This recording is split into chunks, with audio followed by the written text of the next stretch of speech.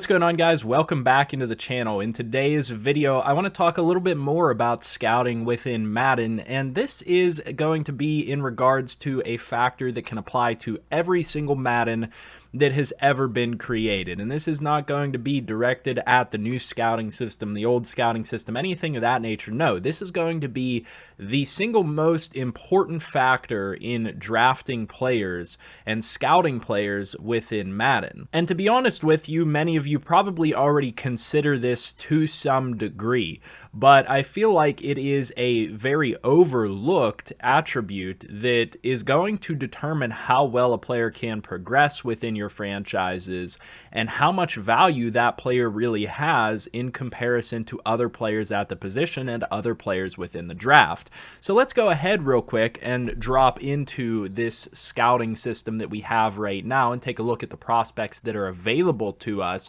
Whenever we take a look at the prospects on this list, I am specifically looking at linebackers in this draft, and there are a lot of first-round talent linebackers at left outside, middle linebacker, and right outside linebacker. Ultimately, there are quite a few linebackers here that have very nice skill sets, from power rushers to speed rushers to run stoppers, etc.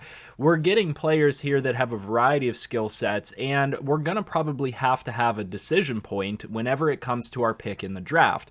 We're going to end up with a later pick because we're on pace to make the playoffs, so we're going to have a choice between whatever's left at the bottom there, and you might have some very similar players.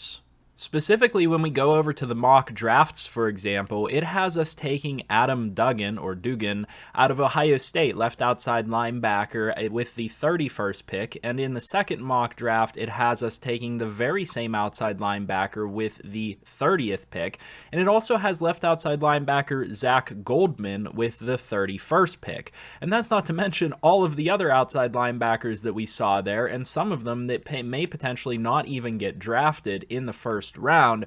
We're going to have a very important decision to make between these players. So let's go ahead and dive a little bit further into that and talk about the one factor that may really make your decision a lot easier than you think. So whenever we actually go and take a look at these linebackers, I'm considering drafting linebackers in late round 1 and into round 2. When we actually click into these linebackers, Dugan, for example, was the top linebacker that was projected for us.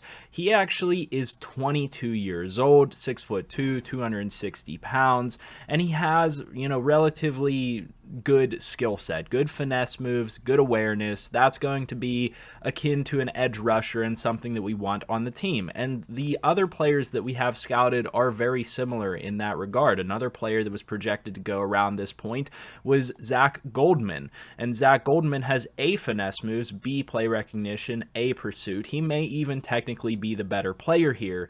But ultimately, what's going to make that decision happen between those two players is going to be the age of the player, and that is something that you definitely want to take into account and weigh heavily, because Madden is so strict and regimented on when players are actually able to progress within franchise mode. Generally speaking, you're going to want to avoid the higher age rookies and draft prospects within the draft class. If you have the choice between a 23-year-old and a 24-year-old with the same skill set as a 21-year-old, you're always going to want to pick the 21-year-old. Now, there may be a difference in development, and that is something that is very hard to tell under these scouting systems. But nonetheless, you do want to go with the younger player on a general basis, because no matter what, you're going to have more opportunity to develop that player. You're going to have more years with that player. You're going to have more developmental years with that player, and you should have more opportunities to gain them a better development trait regardless, because their age is lower, and you will hopefully be producing with that player no matter what. So you want to go with the guy that's younger. Now again, we do also want to consider the player's physicals, their actual intangible grades, all of those things. As we saw with Zach Goldman, for example, he looks like a relatively good physical athlete. I mean, he's got good to great in most categories, great to elite in a couple of categories, and on top of that, he's got A, finesse moves. So he might just naturally be the better pick in comparison to the player above him.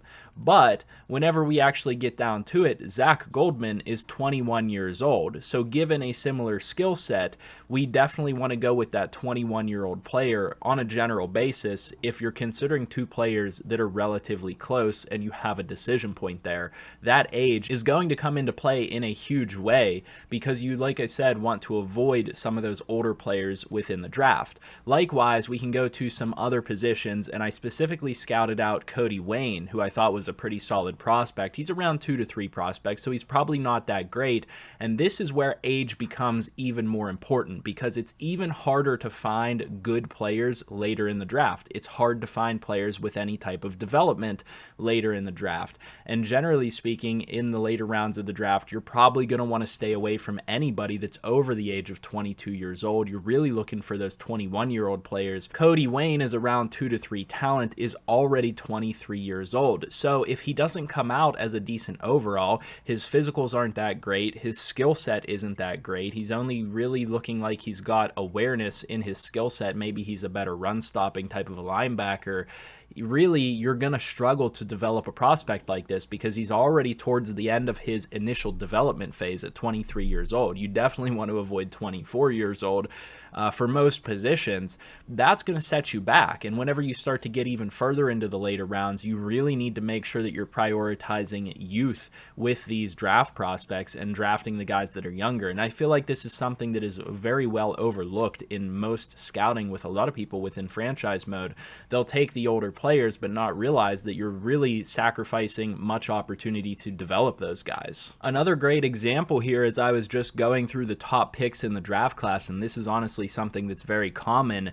The top cornerback in this draft class, or one of the two top cornerbacks I should say, Christian Mentor, is actually 23 years old in comparison to two other very similar cornerbacks at the position that are going to be 22 years old. So that 1 year age difference can be huge at pretty much any position, but at defensive back especially. So Montrell Moulton is 22 years old, and then the cornerback down below them, Marcus Mooney, is actually only 22 years old. That 1 year of age difference can make a huge difference in their development and really where their ceiling actually is within Madden. So if these two players came in as the same overall with very similar skill sets, with maybe both star development, you're looking at a difference in overall between Christine Mentor and Montrell Moulton of potentially multiple overall points and multiple development points. So you really need to make sure that you take a look at a player's age before you draft them, because I've been burned on it before,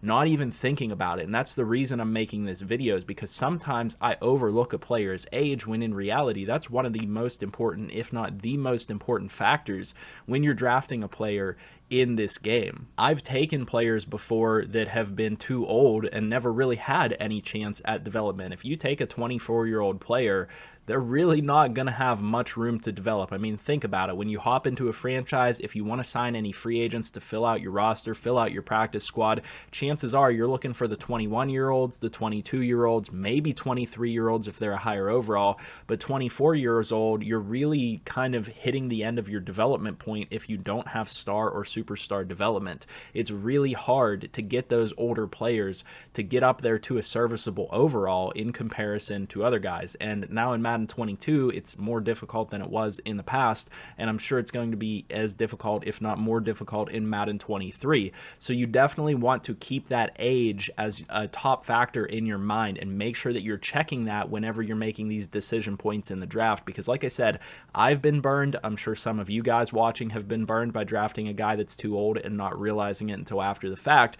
That's just something that happens when we're too hasty in this. I mean, the change to the new scouting system has made it so that I'm less involved in the scouting system. I care less about the scouting system, to be honest with you, because I don't like the new scouting system that much.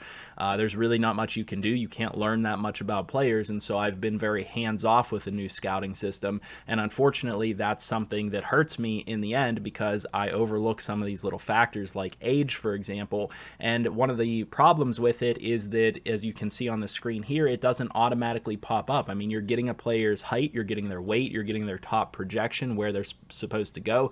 You're getting their question mark on their talent grade, the percentage completion, but nowhere on this page, which it should be, is a player's age. That is one of the, if not, like I said, the most important determining factors on whether to draft a player. Let's say all of these top 5 draft picks, if I had the number 1 pick in this draft, let's say all 5 of these guys were 24 years old and the 5th best player was 21 years old, I would probably skip over every single one of those 24-year-old players and draft a 21-year-old guy, even if I know I'm potentially sacrificing a lower dev, even if I know I'm probably going down from superstar to a star dev player, because those 3 additional years are going to be absolutely momentous, and they're going to completely change the way that player looks at the end of his development phase. So I know that this is a relatively straightforward topic, but nonetheless, I wanted to put this video out there as kind of a reminder video, because this is something we all need to make sure we're paying attention to when scouting if we want to give ourselves the best chance at finding the best players. And like I said, this applies to pretty much any Madden game that has ever been produced. You want to look for the youngest players. I mean, it's what they do in real life. You're looking for the youngest players possible